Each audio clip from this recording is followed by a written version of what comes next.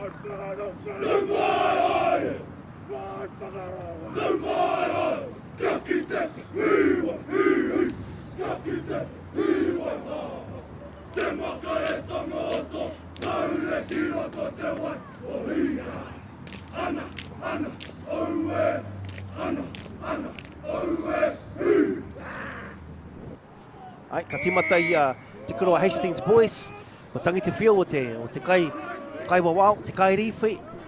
Ko timata te kēmu, I tēnei wā, tata ki te rārangi rua te kaumārua. And I'll tell you, just by the bounce of the ball, you can tell it's a firm pitch. It definitely can absorb into the pitch, so that's a good indication that we are dry underfoot. And Ane McDonald. Oh, little dummy there, and here he goes, as Simeon on the inside.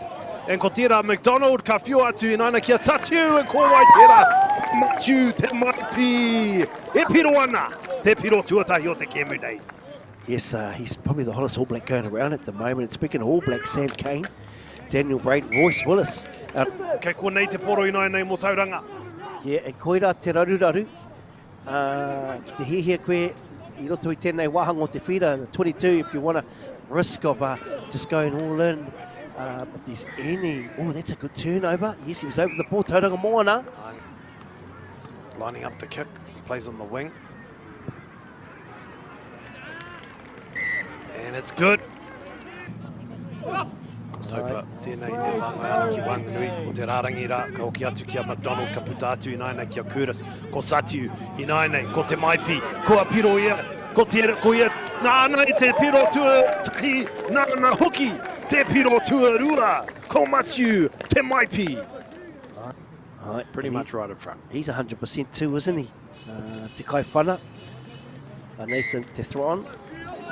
Voice eventually goes to the ground. Yeah, I know, Hastings Boys, hot on attack.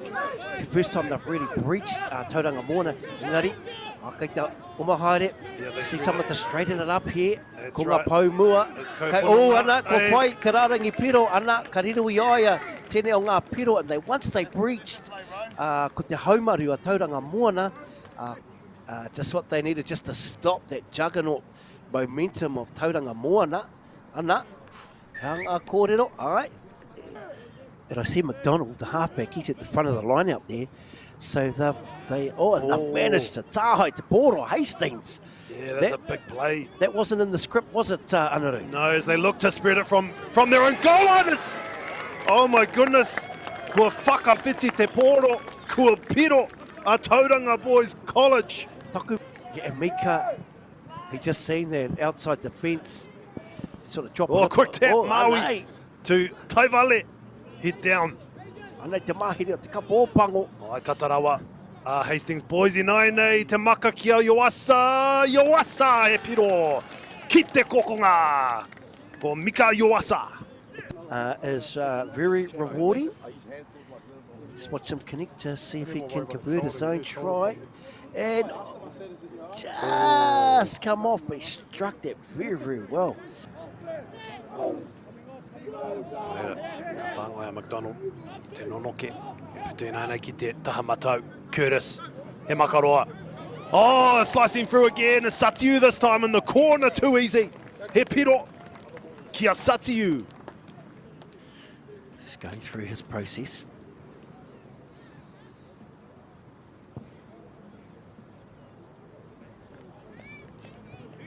And just sliced away.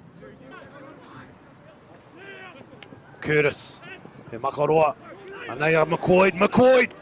Te o matonu a McCoy ki te kokonga, ka tae ea, ai kua piro. Hara mai tetehi ahua.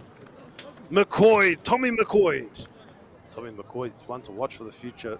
He's in the New Zealand under-18 sevens team as the conversion from wide out is just wide. Whāngai, halfback at the front of the line-out. He'll peel off here and he'll get the ball and just, it's all about options here. Curtis through the hands there, another substitute. Coyd off his left foot. It's really dangerous off that left foot. But it's been turned over now. Ratuere, Anei. Ai, kei te oma, te rera watu, engari kei kora te rārangi are kāo. Ka oma tonu he piro. Jimmy One, Ratuera. You can see the determination in his face. He had a lot of work to do on that sideline. Jimmy One. And that's just stayed to the right, unfortunately. Engari Tikatau. There's Tauranga Boys College. Deep into Hastings Boys 22. Ko Saupaki Muri o tēnei moro. Engari kei whia te poro. Ke te haere tonu, ke te ora tonu te poro, kei reira te rārangi piro tata rawa. Paneke, hara mai te toki, he piro! Ke te haere tonu, ke te ora tonu te poro, kei reira te rārangi piro tata rawa. Paneke, hara mai!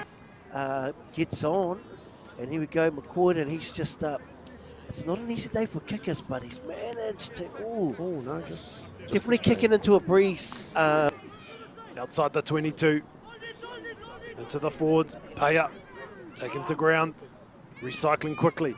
Now they spread it left. Engari kua taka whakamua. Taikato Smith, just that pressure, right up, right in the face of that attacking raid of Hastings, and no reiri e te iwi, tangi te whio te kaiwawa, ane ki, me tuku ngā mihi nui, ngā mihi roa, ki tēnei te haukainga Tauranga Boys 42-17, Anaru, let's wrap this. Ai, e te mutunga o tēnei kēmu, ko Tauranga Boys College ngā toa, o tēnei kēmu whā te kaumārua, ki te kau mā whitu.